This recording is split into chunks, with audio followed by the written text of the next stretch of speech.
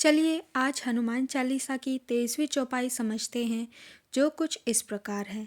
आपन तेज समारो आपै, तीनों लोक हाँकते कांपै।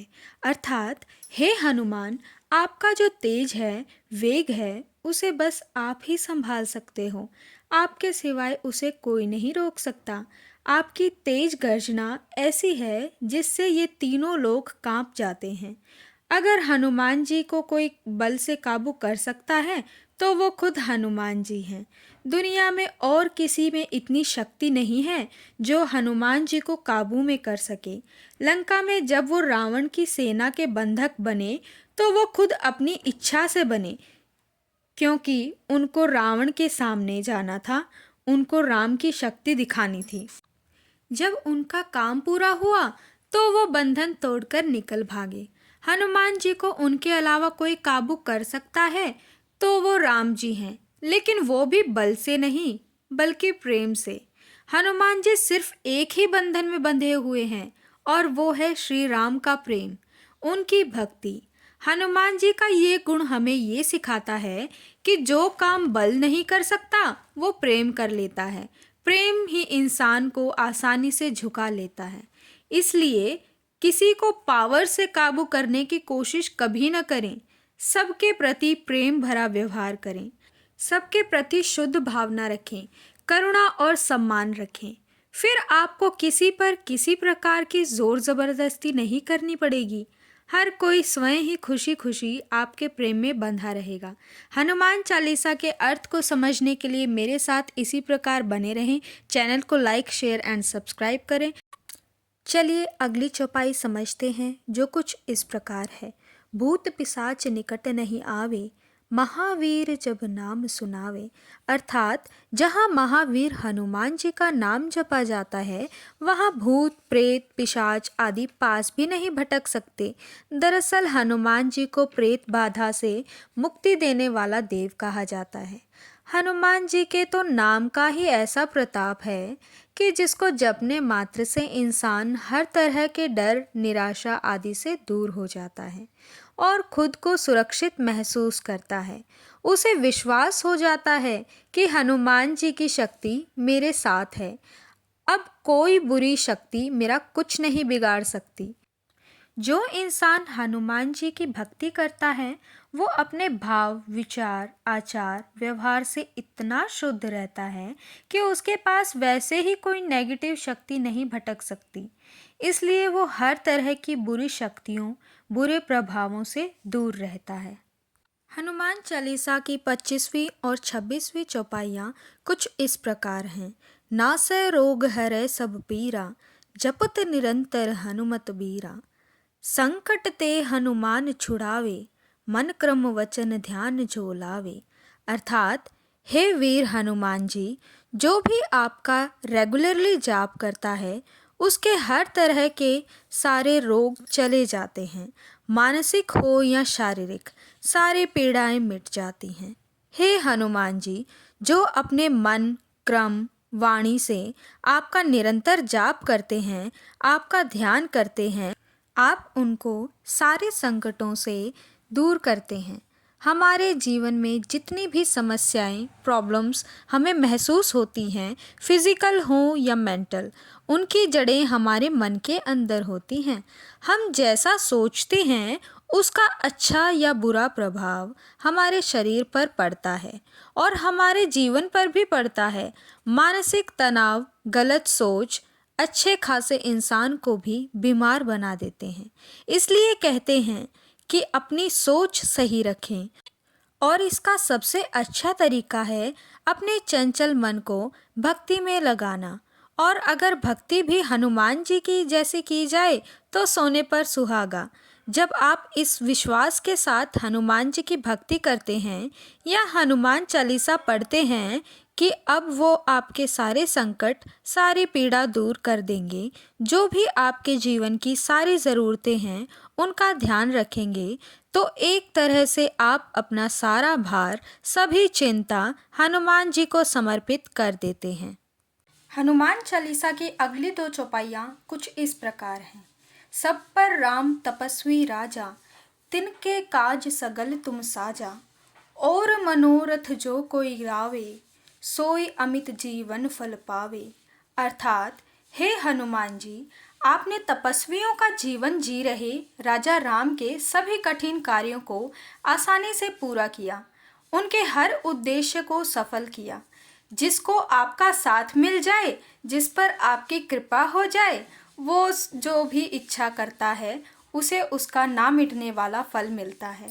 यानी वो फल कभी समाप्त नहीं होता। किसी भी देव से जो भी मांगो वो मिल जाता है, ऐसा कहा जाता है। परंतु उनकी इच्छा पूरी होगी या नहीं, ये कुछ बातों पर डिपेंड करता है। पहली ये कि उनकी भक्ति कितनी शुद्ध है, और दूसरी उनकी इच्छा कितनी जायज़ है। तीसरी जो मांग रहे हैं, क्या वैसे ही कर्म भी कर रहे हैं। यदि हम सच्ची भक्ति करते हैं तो हमारी इच्छाएं भी शुद्ध हो जाती हैं। हम सिर्फ अपने लिए नहीं बल्कि सबके लिए मंगल कामना करते हैं। यदि भक्ति के साथ भाव, सोच, वाणी और कर्म में उतरती है तो वह ज़रूर फल देती है। हनुमान चालीसा की 29वीं और 30वीं चौपाइयाँ कुछ इस प्रकार हैं। चारों जुग प्रताप तुम्हारा, है प्रसिद्ध जगत उजियारा। साधु संत के तुम रखवारे, असुर निकंदन राम दुलारे।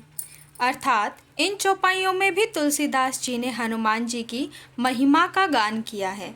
वो कहते हैं, हे हनुमान जी, चारों युगों में आपका यश फैला हुआ है, आपके प्रताप का गुणगान होता है।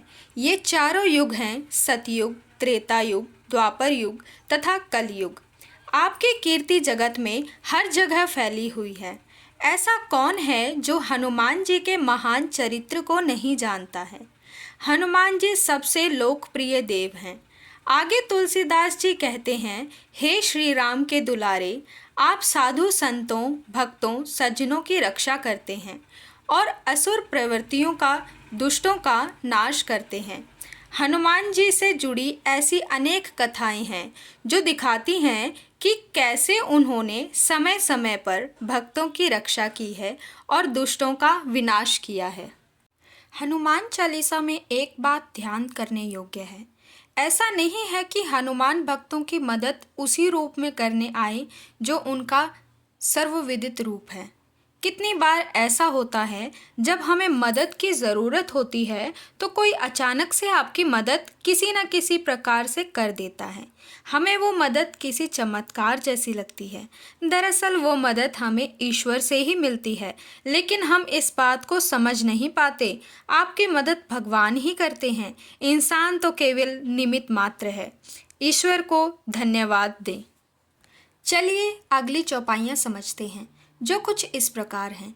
अष्ट सिद्धि नौ निधि के दाता, असवर दीन जान की माता। अर्थात तुलसीदास जी कहते हैं, हे हनुमान जी, आप आठों सिद्धियां और 9 निधियों के स्वामी हो और उन्हें अपने भक्तों को भी देने वाले हो। साथ ही आपको माता जानकी से भी अमरता का वरदान मिला हुआ है। शास्त्रों में जिन 8 सिद्धियों का उल्लेख है वो इस प्रकार हैं। पहली सिद्धि है अणिमा। इसके द्वारा अपने शरीर को एक छोटे से कण के समान छोटा किया जा सकता है। दूसरी सिद्धि है महिमा। इसके द्वारा शरीर का आकार जितना चाहे बड़ा किया जा सकता है। इन दोनों सिद्धियों का हनुमान जी ने कई बार प्रयोग किया है, लेकिन केवल राम जी के कार्यों के लिए, अपने लिए नहीं। तीसरी सिद्धि है गरिमा, जिसके द्वारा शरीर को बहुत भारी बनाया जा सकता है। चौथी सिद्धि है लघिमा। इसके द्वारा शरीर को भारहीन बनाया जा सकता है। इस सिद्धि के कारण ही हनुमान जी बिल्कुल हल्के होकर हवा में उड़ सकते थे। पांचवी सिद्धि है प्राप्ति। इसे पाकर बिना रोक टोक के किसी भी स्थान पर जाया जा सकता है। ये सिद्धि हनुमान जी को लंका की जानकारी के समय काम आई थी। छठी सिद्धि है प्राकम्य। ये सिद्धि प्रत्येक इच्छा को पूरा करने की क्षमता देती है। हनुमान जी ने कभी इसका प्रयोग नहीं किया क्योंकि वे स्वार्थी नहीं थे।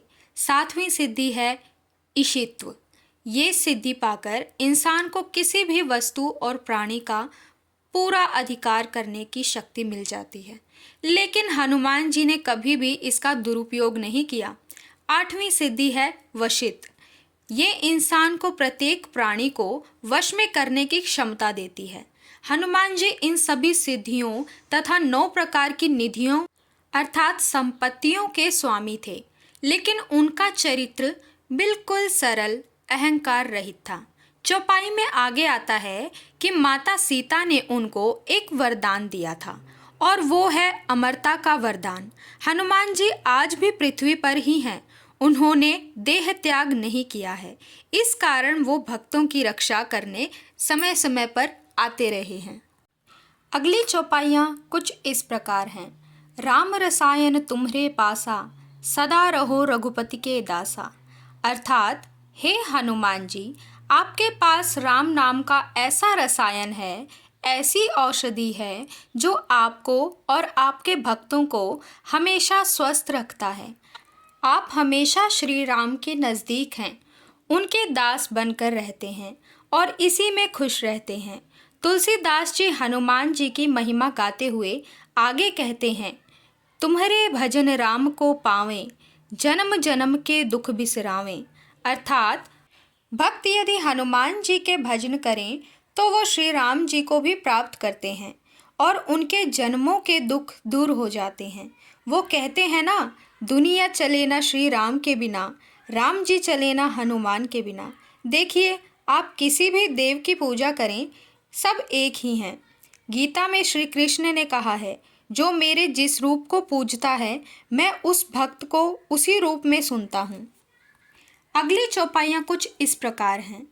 अंत काल रघुवरपुर जाई, जहाँ जन्म हरि भक्त कहाई। तुलसीदास जी कहते हैं, जब भक्त का अंत समय आता है तो वो श्री राम के धाम को जाता है। उसकी ये भक्ति श्री राम और हनुमान जी में निष्ठा अगले जन्म में भी बनी रहती है। संस्कारवश वो फिर भक्त ही बनता है।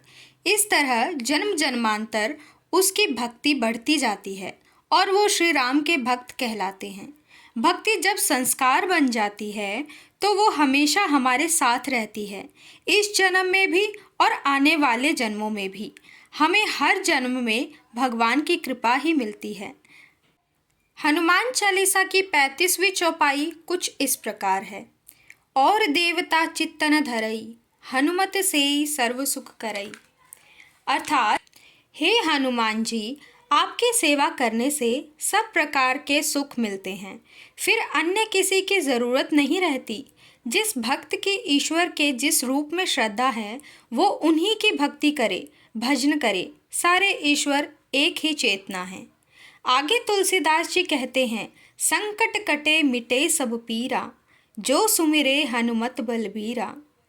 अर्थात हे हनुमान जी, जो आपको याद करता रहता है, आपका ध्यान करता रहता है, उसके सब संकट कट जाते हैं और सब पीड़ा मिट जाती हैं।